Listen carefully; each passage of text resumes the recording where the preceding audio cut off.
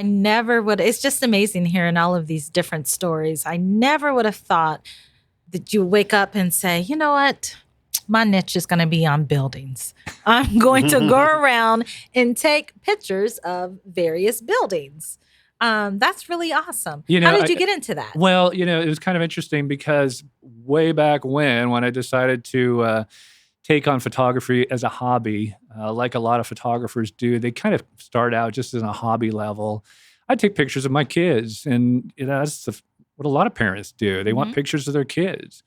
So it kind of blossomed after that, where I'd go walk around and I would take pictures of just things that interested me, things that intrigued me.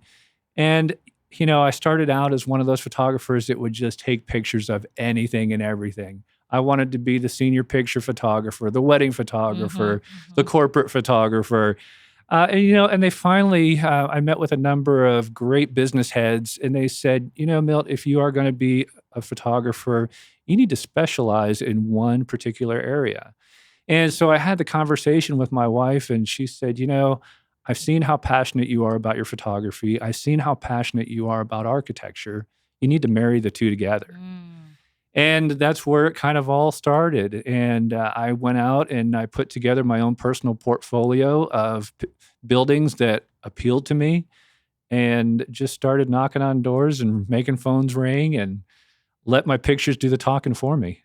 How different is it to shoot people versus buildings?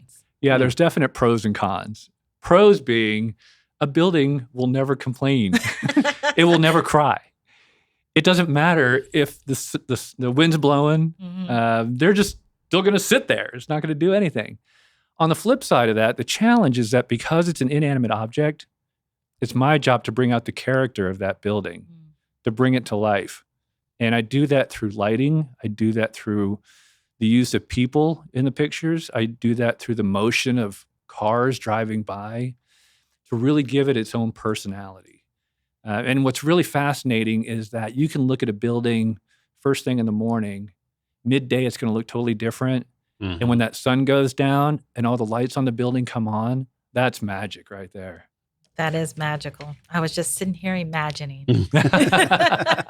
And we have some great, unbelievable buildings here in our own city that when that sun goes down, it just makes the whole city shine.